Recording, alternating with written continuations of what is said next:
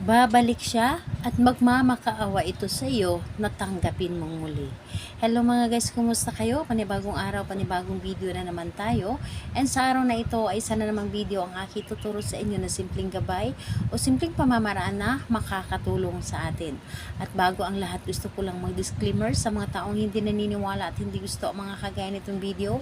Please skip this video and maghanap kayo na videos na gustong gusto nyo dahil ang video na ito ay para lamang ito sa mga taong naniniwala and gusto mag-try. Sa lahat po ng mga nagko-comment dito sa aking video, dito sa loob ng aking channel, mag-ingat sa lahat ng mga nagre-reply sa inyo na dinadala kayo sa kalang WhatsApp, pinay mo up upang makaiwas po tayo sa scam.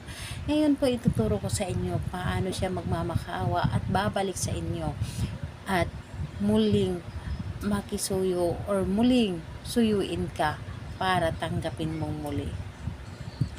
Gawin mo ito sa taong iniwan ka, sa taong bigla kang niloko, or sa taong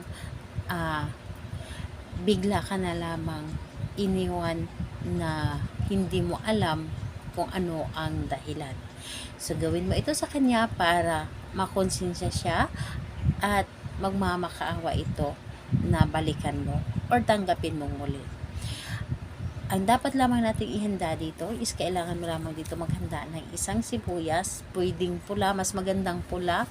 And kung wala kayong pula, katulad sa abroad is kadalasan ang ginagamit sa abroad is puti, pula, or puti. Pero mas maganda talaga na pula, pero pwede naman na puti. And kailangan din natin dito ng papel na maliit lamang at panulat. So, ito lamang ang dapat nating ihanda. And kapag ready na yung ating gagamitin, ang isunod mong i-ready ang inyong sarili. I-ready mo ang inyong sarili, kailangan na buo ang inyong loob, tiwala at naniniwala sa paggawa nito at hindi ka nagdududa sa dapat mong gawin. So, ngayon po, kapag ready ka na, pwede mo na itong simulan. So, ang gagawin mo lamang dito is napakadali lamang. Dito sa isang papel, isulat mo lamang dito ng isang beses yung kanyang pangalan at apelyido. So, isulat mo lamang dito pangalan at apelyido ng inyong target.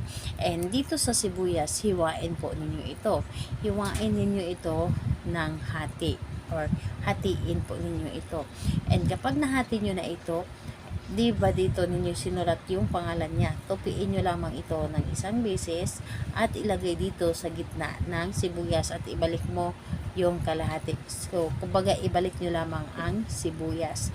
And hawakan po ninyo ang sibuyas at ibulong po ninyo dito. Sa pamamagitan nito, sa pamamagitan ng sibuyas na ito, ikaw, pangalan at apelyido ng inyong target, iiyak ka at magmamakaawa na bumalik dito sa akin, makonsensya ka sa lahat ng ginawa mo sa akin at ako lamang ang inyong hahanapin or suyuin mo ako na makipagbalikan sa akin. So, ayun po, sabihin mo lamang dito lahat-lahat yung gaano mo kagusto na balikan kanya. Yun ang mga sasabihin ninyo. Kumbaga kung ano yung nasa loob ng puso ninyo na dapat ninyo sabihin, yun po ang isabi ninyo. Sabihin nyo na dito lahat-lahat dahil ito ay walang bayad.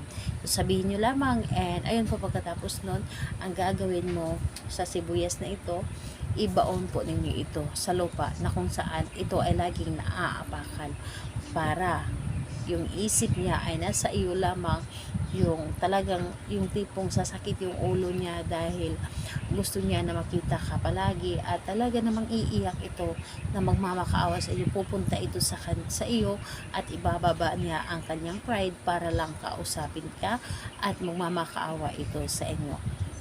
Gawin ito sa araw ng Tuesday and Friday dahil yun po ang pinaka malakas na araw na gagawa tayo nito. And syempre yung sinag ng buwan, kung merong sinag ng buwan.